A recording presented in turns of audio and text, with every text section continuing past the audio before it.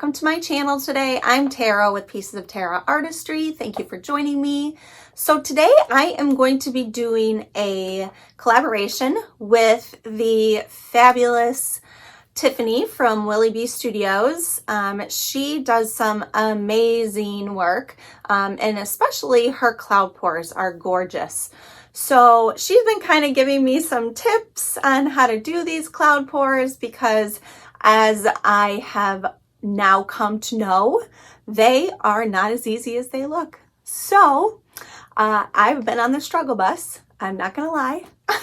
So anyways, we've been talking and she has agreed to do a collaboration with me. We were talking about what techniques we would want to try, and Tiffany mentioned that she had started off doing Dutch pours when she originally started to paint fluid art. So we decided that we would kind of combine the cloudiness of her cloud pours with a Dutch pour, which is what I do a lot of.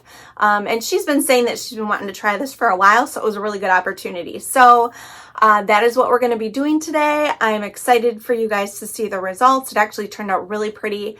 I learned a lot from this process, some good, some bad, what I might do next time, but I think that the results turned out beautiful. So with that being said, I hope you guys enjoy this collaboration. Head over to Tiffany after me.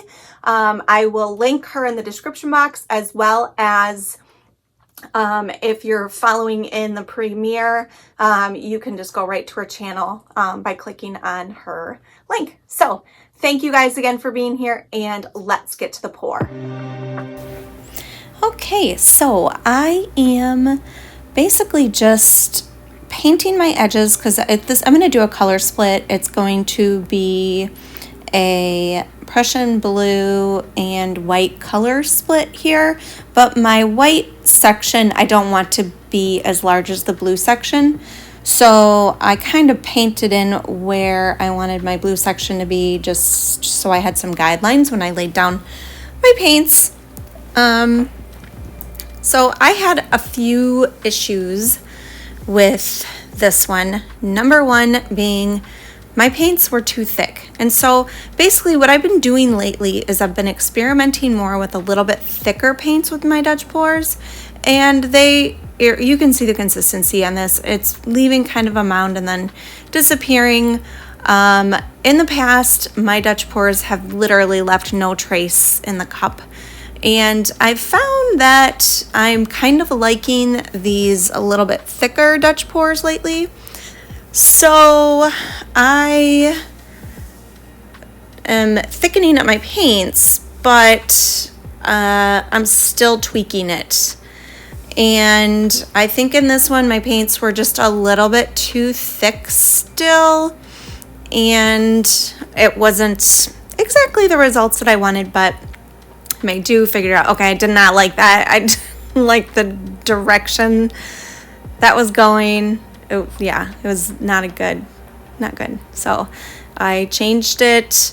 I use this iridescent blue-green a lot because I love it when you layer it down lower because it creates these beautiful cells. So even though it's pretty much the same color as the turquoise, I wanted to add it in there for some cells. So I'm putting this TLP Macaw. It's kind of a, it's an interference kind of greenish blue. So I thought it would be pretty in here. And then here's the cloud mix, Tiffany's cloud mix. I will put it in the description box, the recipe for it. Now, one thing that I noticed, which I don't know why I did, this is my second painting I did. Just playing around with the first one. I did it, and then in the areas where the cloud mix was, I had cracking and crazing, and I never get cracking and crazing because my pouring medium that I normally use is 50% Floetrol, 50% GAC 800. So I just almost never get cracking. So it didn't even really dawn on me that I would get it. So I should have learned from the first one where I got the cracking and crazing that I should have added GAC 800 to Tiffany's Cloud Mix. I didn't. I just did her Floetrol Vallejo Pearl Pouring Medium and paint, like white Artist Loft paint I think I used. And I ended up again with cracking and crazing. So note to self, add the GAC 800 next time. Thin down your paints just a little bit. So those are a couple things I learned from this one. And yeah, my blowout just was not, it was terrible. So, but I didn't want to just scrap it because I really was kind of had an idea of a composition I wanted to go for. And I have a tendency to tweak and play with my compositions if I don't like them for quite a while before I give up on it and scrape. So I thought, okay, let's do it. Let's see what you can come up with. So, I mean, this took me probably a good hour. Just, you know, this is sped up 6 times, guys. So I was looking and tweaking and turning and spinning it in different directions. I didn't spin out the paint on this one.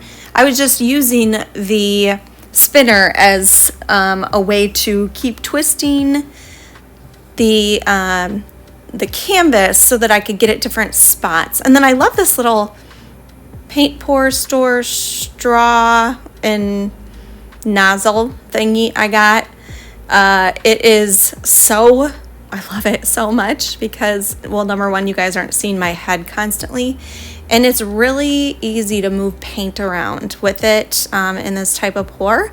So yeah, this literally looks nothing like my original blowout when I'm finished with it. I just continue, I'm pretty sure there's like maybe, I don't know, a quarter of the painting that stays the same, but the rest is all completely changed. And you'll see I changed that area that I'm kind of blowing there in that Prussian blue section. I think I scraped that like 5 times. I mean, honestly, if you watch and take like, if you watch and just take notes is how many times I scrape it in that corner right there.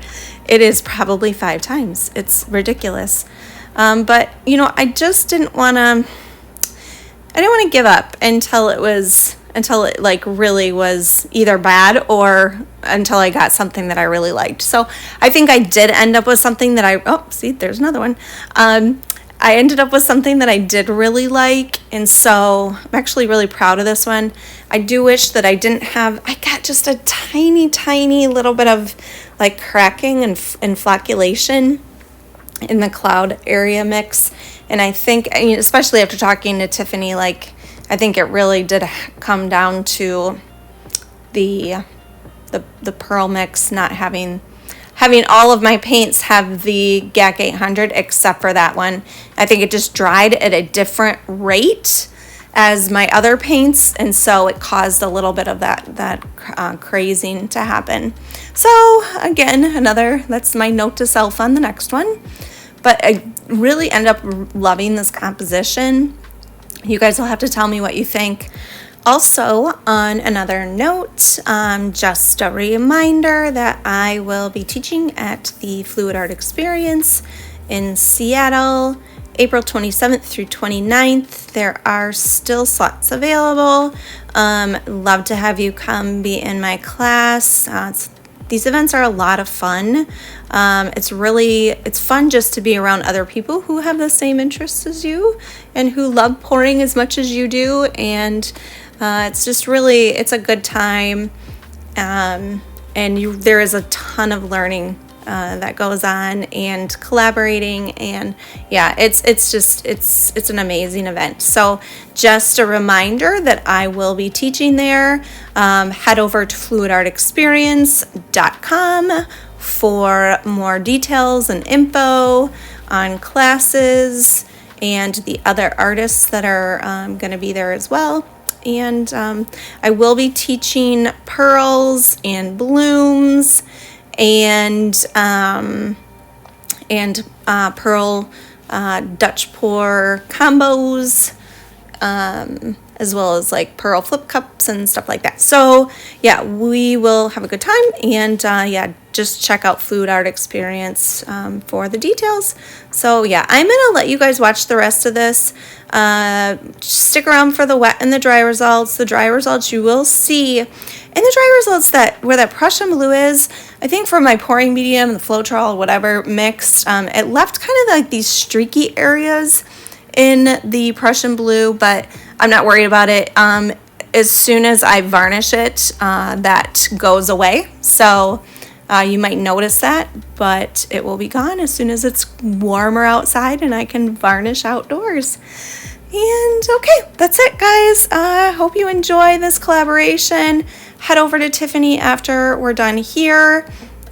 See what she did with this technique. I've seen it. It's beautiful. You're going to love it. So, all right, guys, I will let you guys listen to some music and enjoy the rest of this.